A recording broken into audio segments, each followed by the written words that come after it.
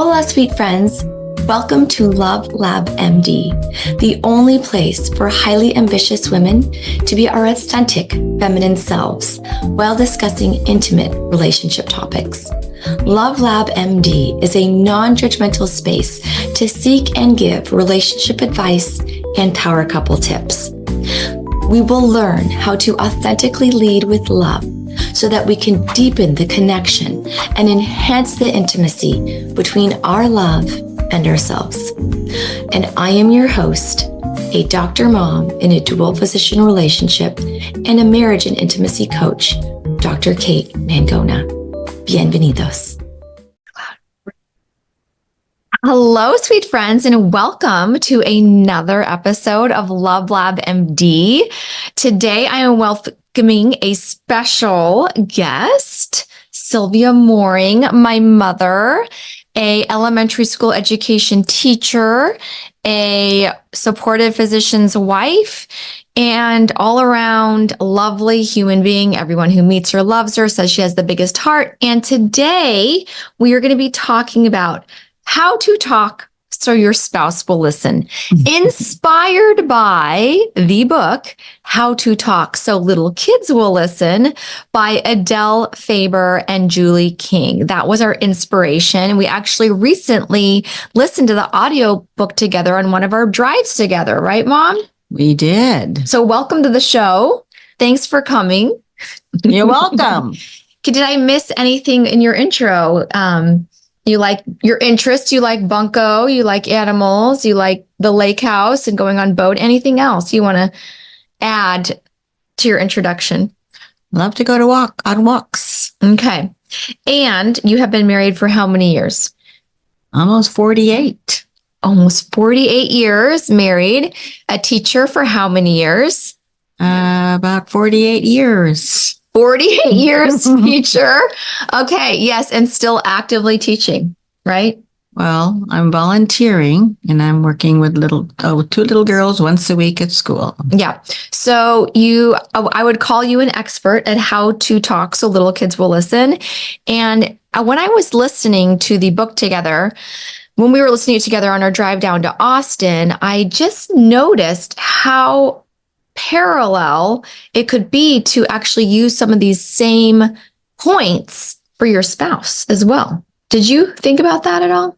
I guess I didn't. Okay, so that's what we're going to be talking about today. And I'm bringing my elementary education expert mother here to talk to us, and marriage expert. She's been married for 48 years, so she has a thing or two, some pearls of wisdom she can drop at any time.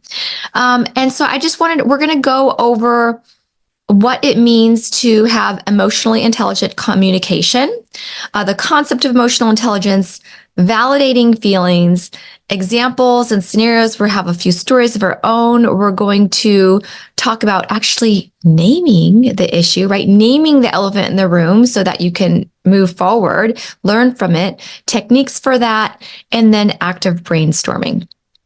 So these are all ways that lead to a happy and healthy marriage, because when you talk, oftentimes we tend to feel, some of the most common reasons people come to me and they want help in their marriage is because they feel misunderstood. They feel unheard, not seen, and they feel like there's lack of communication, even though they're talking. Like they're both actively talking, or maybe one's talking more than the other, but they're like, we're not communicating. And it's really that intelligent communication that they're seeking instead of just talking. So we're going to talk a little bit about that. The first thing I want to talk about is emotional intelligence. Now, did you ever learn about emotional intelligence in your education, like at school, talking to kids? Has that ever come up as a topic?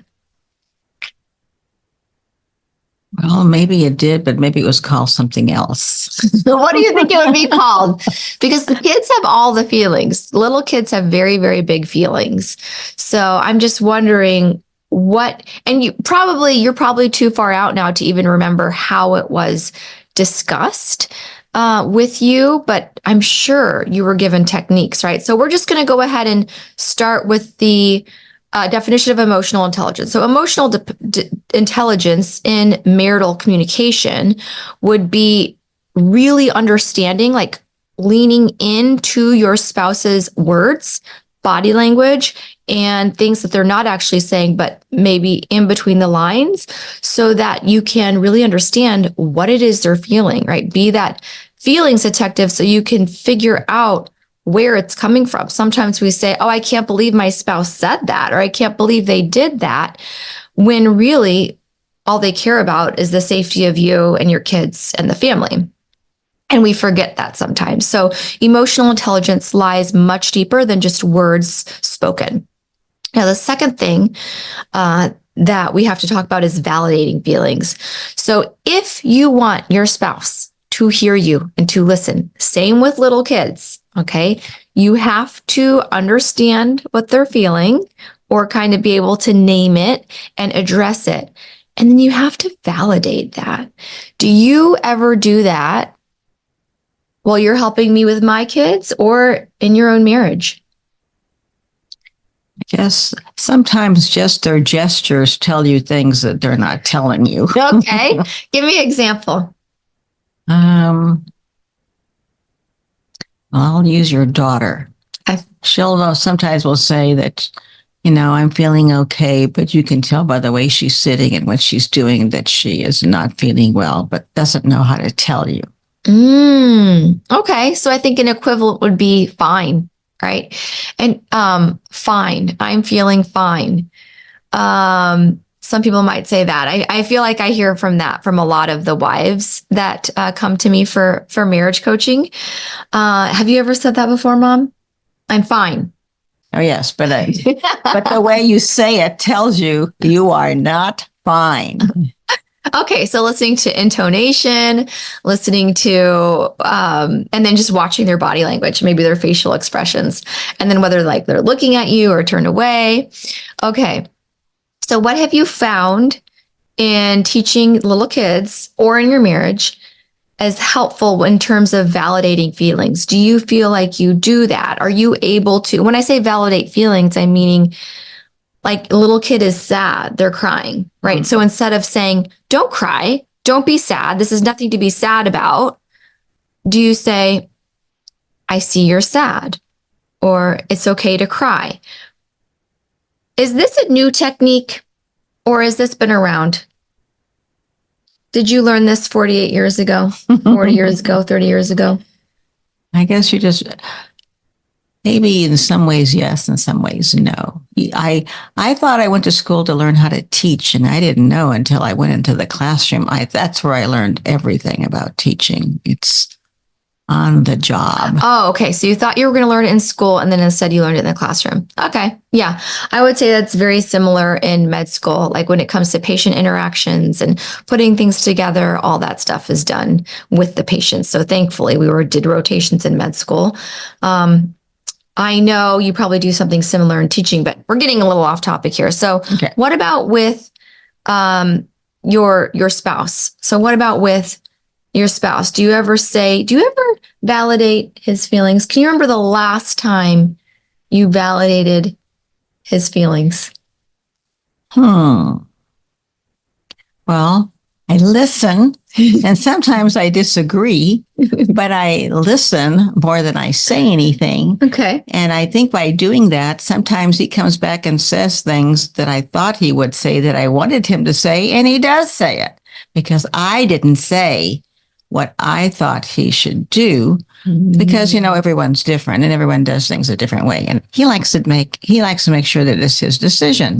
He came up with the idea. So you know what? I'll talk about something, and then 10 minutes later, he comes up with this great idea. And I said, oh my gosh, I thought I mentioned that earlier, but that's good. Okay. So this is another form of emotional intelligence, right? And I would say some people might consider this manipulation. This is not manipulation. This is emotional intelligence. This is really listening, like she's saying, actively listening, figuring out what they're feeling, figuring out what they're saying, what they're really getting at, and then guiding them to come up with their own solution is what I'm hearing. It sounds almost like a coach to to me, right? You're guiding somebody through their thoughts and feelings by listening to them and then guiding them to the result you want or the result you think would be helpful for the relationship or something that actually you think would be a result they want, but they have to get there on their own. They have to go through that journey and that process. Is that what I'm hearing? That's exactly right.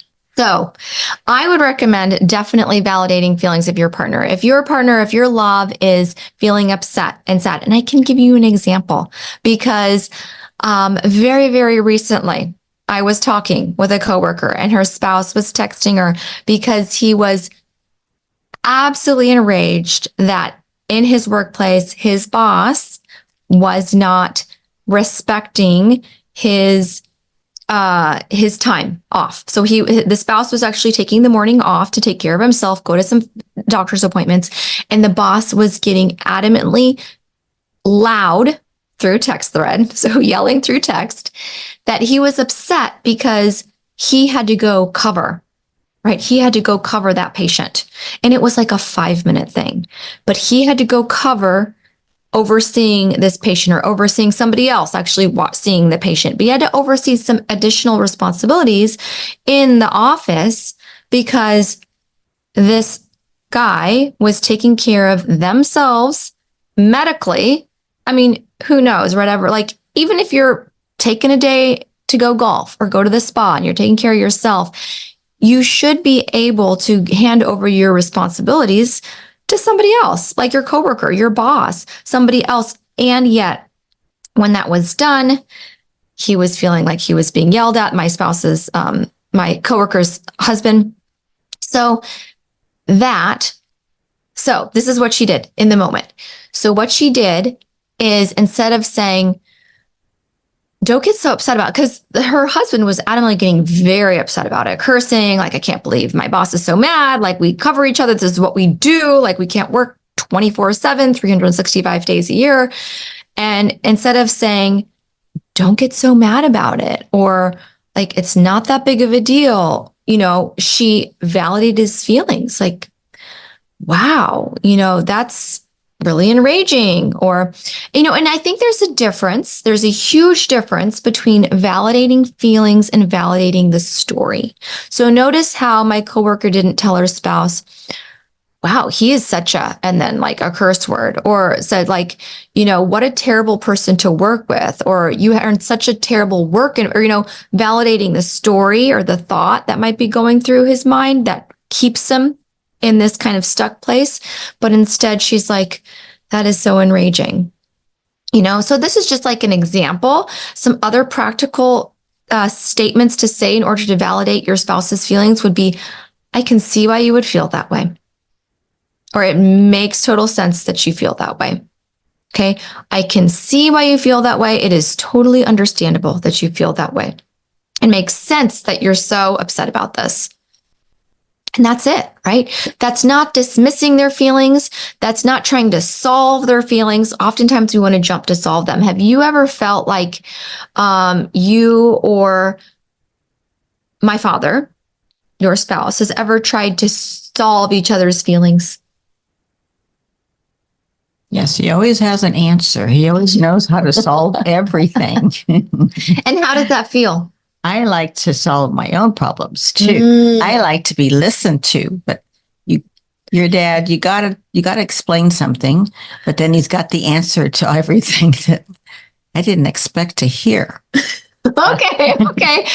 So sounds like you're good so you have a husband who doesn't quite have the validating feelings, use the phrases, the book phrases. I could see why you feel that way, but you understand that he's human and Correct. Maybe he hasn't read all these books or listened to my podcast. That's right. Okay, moving on. So, let's talk about naming the issue. So if there is something you want to focus on, like if say you want to talk about how much money you're spending on trips this year, how much money you may see your spouse spending on activities for the kids or clothes for the kids or clothes for themselves or gadgets for the office, anything like that. And you like, we really need to talk about this. Finance, whether it's finance, in-laws, intimacy. Have you named the actual elephant in the room? using your own thoughts and feelings instead of them. Okay. Using I statements like, I feel really overwhelmed when I pay off the credit card bills. Do you think there will be a good time we can talk about this? Right? Being specific. I feel overwhelmed at the end of the month when I have to pay off the credit card bills. Being specific, using I, what you're feeling, not I feel like you are very careless. Like that's different. That's an I statement, but it's I feel you are careless, right? That's kind of victimizing yourself, villainizing your spouse. Remember, you're on the same team. So avoid generalizations. You always overspend, right? Be specific. I feel very overwhelmed at the end of the month.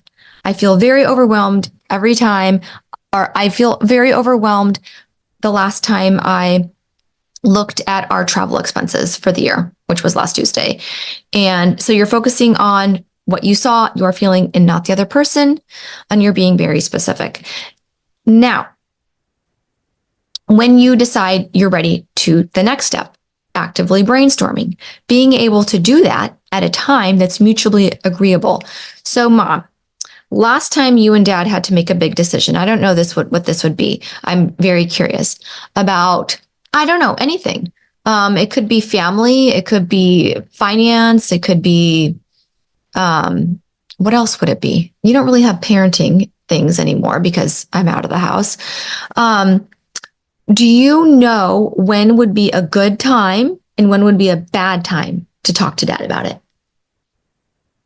When he's tired, you do not get to your dad. Okay. Okay. So I get to him when he's Okay. And fresh after a nap or fresh in the morning. Fresh after a nap or fresh in the morning. Now, what about like if you guys are waking up at 6 a.m.? Is that a good time? No. Okay.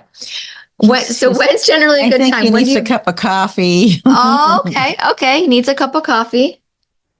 But first coffee.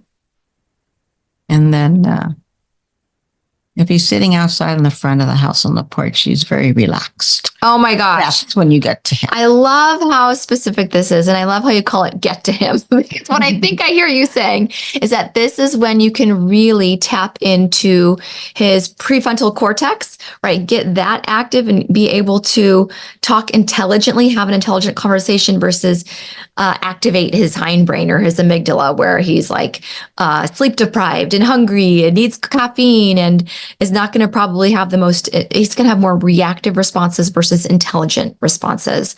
So I love this. You know your husband. You've been married to him for 48 years. You know exactly when to go for him, get to him.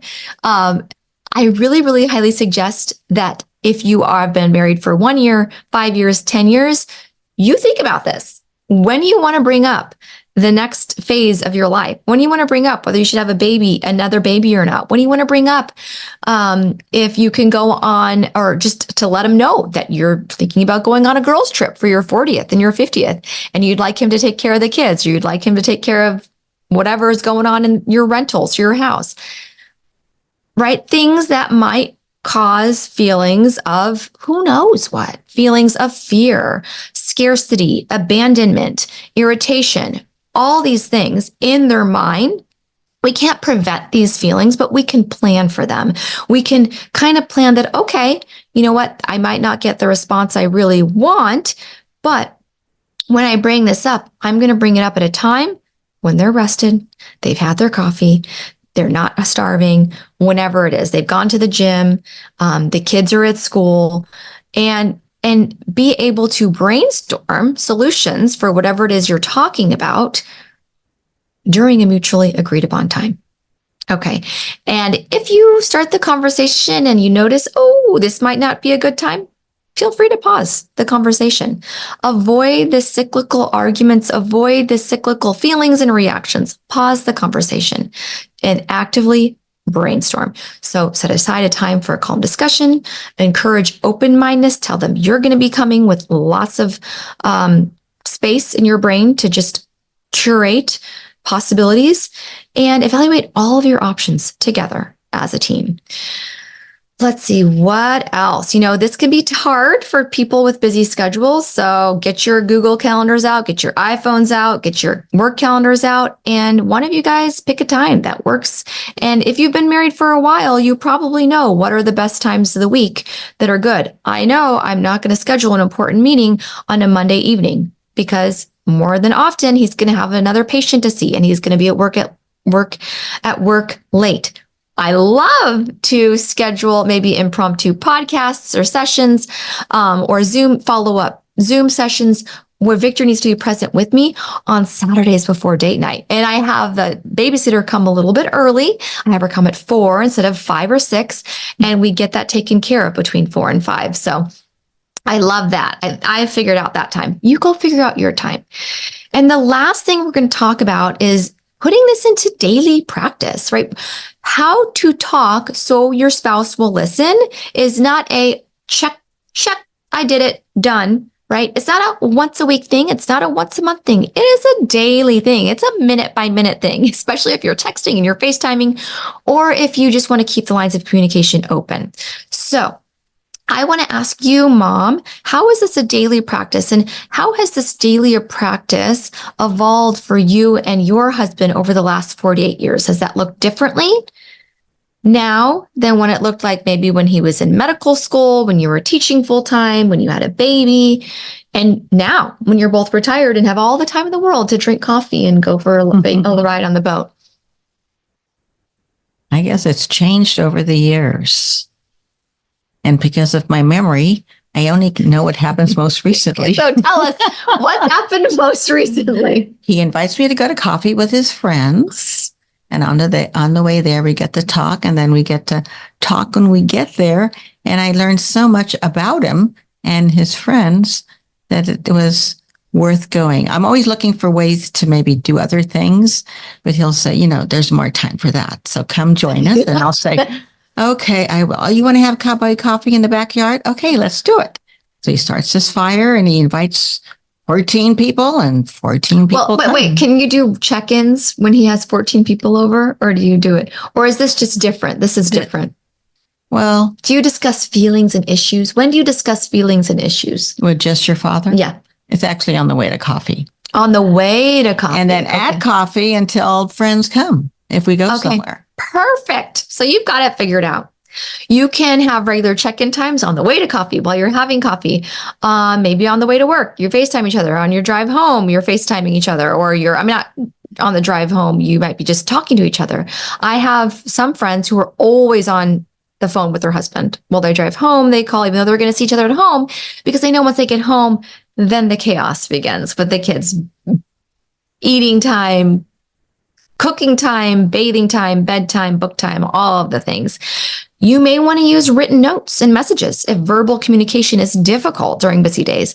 Victor and I communicate frequently via work emails versus Gmail, depending on where we are. If I know he's at work and I need him to read something now, but I also don't want to text him or call him because I know he could be with a patient, I'll send him a work email and he'll get to it that day at work, or he'll come to me. Like, interrupting focus, I know, is very hard when you're at work. And it's easier for some people than others. So this is why knowing your spouse is very helpful. So notes and messages, maybe you want to write things down during the day and discuss it in the evening time. Maybe you want to write things down every day and discuss these really important issues, but not urgent, once a week. So there are lots of ways to do it. I encourage you to find yours. And the last thing is to practice gratitude and appreciation for each other's efforts. If you find that your spouse is trying something, you're trying something, and it's just going really well, thank them. Like, tell them, I'm so grateful you're willing to try this. So thanks for booking the last flight. So thank you so much for dropping the kids off at school. I was able to go work out and, on my day off. Thank you. Just practice daily gratitude and appreciation. And now, in conclusion, let's just recap the 3 emotionally intelligent tactics we talked about. Validating feelings, number 1, naming the issue, naming the elephant in the room, number 2, and 3, actively brainstorming.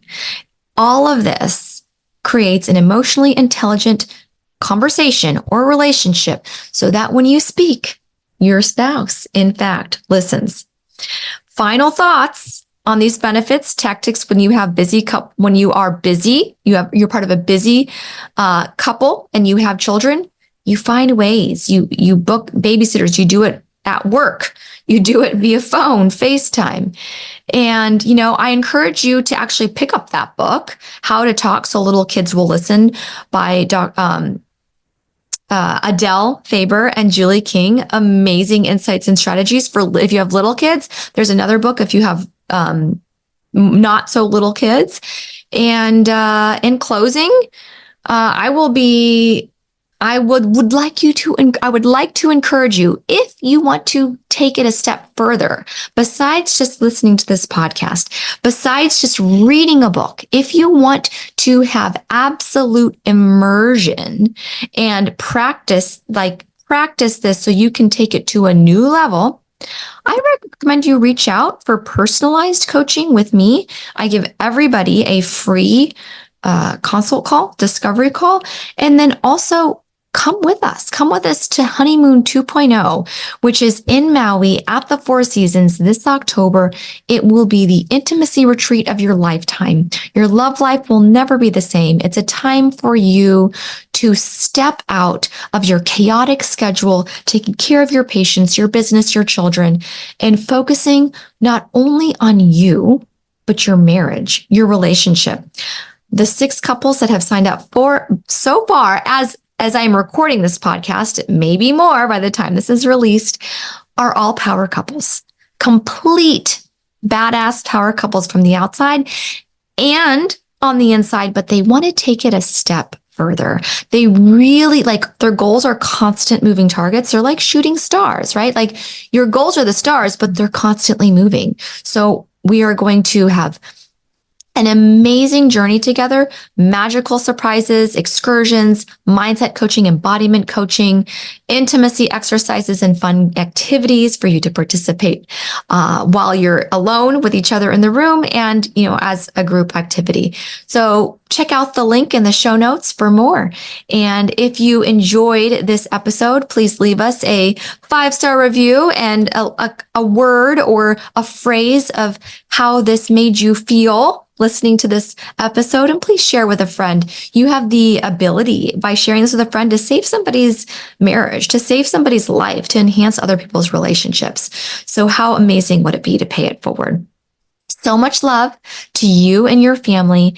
And remember, love smarter, not harder.